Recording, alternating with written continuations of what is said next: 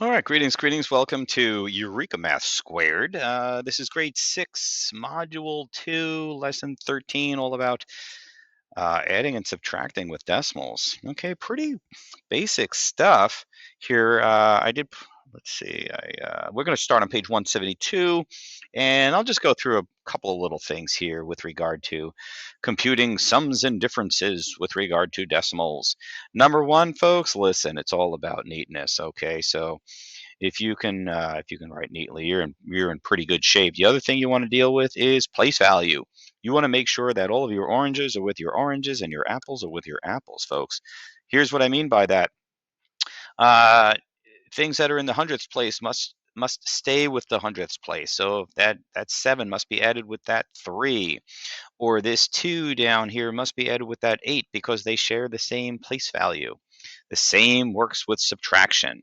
Now, the problems might look pretty funny, but it doesn't matter. Just line everything up.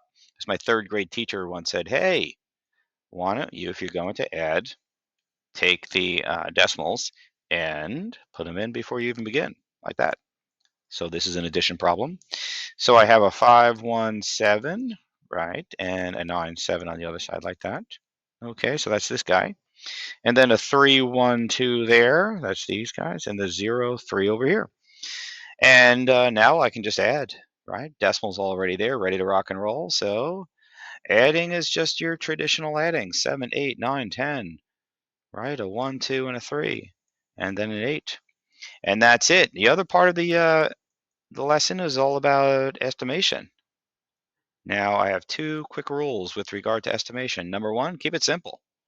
Simple. And two, stay within range. Within range. In other words, don't let the answer get too far out of whack. So if or out of range of what it should be. So if I have a 517, I'm just going to put my little estimate in there and just make that 500. Okay, nice and simple. And add to that, I'll take my 312 point whatever and just turn it into 300. Okay, and I have an estimate of 800. Now if I compare that to my actual, I'm feeling pretty good. Okay. So that's what that means. Now I could have gotten a little bit closer. Maybe I make that 520 like that, little 520. Maybe I make that a 310.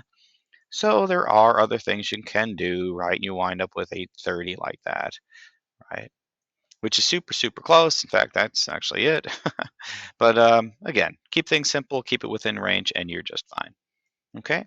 Cruising on over to subtraction land here. Now notice that 32, that decimal's right there. So again, keep those place values together. That 2 goes with that 6, right? Because they're both in the ones place. So when I set this up, again, put those decimals in first. That's a very good, helpful hint here. Okay, like that. And the 1, 6 goes there, right? Because of the place values and the 2, 1. Now be careful on these guys because, let me make a better 2. Right, you can't take 1 from nothing, right? You can't take 1 from nothing. So we have to put something there. So we always put those zeros in. Okay, I like my subtraction, my addition problems to look like rectangles, like a rectangular block, and then I can subtract. Okay, but in order to subtract, traditional subtraction, folks, borrow 10, 9, boom, right? So that's a 9, that's a 7. Oops, borrow again. There's a 2. My little box is getting in the way there, right? And there's a 1. There you go. Now let's check with a little estimation here. 32 is about 30. 16 is about 15. If I subtract, I get about 15. Let's take a look.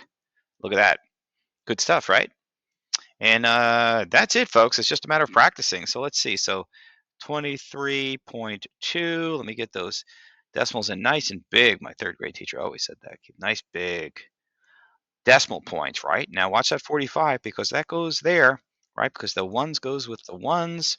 Apples stay with those apples, right? So 8, a 7, and a 5. Now watch out here. Even with addition, I'll make this into a nice rectangle. See? Nice rectangle. Block everything off with zeros. You don't have to with addition, but I like to do that. Keeps things nice and neat. All right, so there's a 7, there's a 10, carry, 8, 9. Now I do not draw the box normally, just so you know. And there's that 6.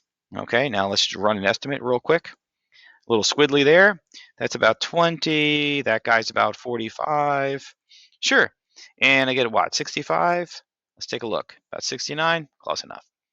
Okay, there you go. And one more here. So let's line these up, right? So let me do the decimal trick. Da da da. Put them all in there. A little bit of subtraction. Let's see. The 422 is going to go there with a 429 over there, and a 367 there with a 6 there. Again, I'm going to put those zeros in. I like those zeros. It just keeps things nice and neat. And then I can just subtract. Borrow when you need to. That should be an 8. Borrow again, right? That should be a 4. Borrow yet again. That should be a 5. And then a 0 down below for that line. I don't need that 0 there, but let's see. So there's my answer. Let's just see. Little estimates here.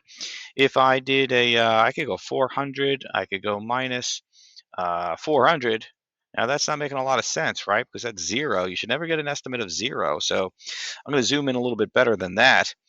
Let's see. What if I did that 400 minus 370, right? 370, right? That would give me an answer of 30. It's a little bit better. Or maybe I just beef that up to 420 minus 670 or even 660.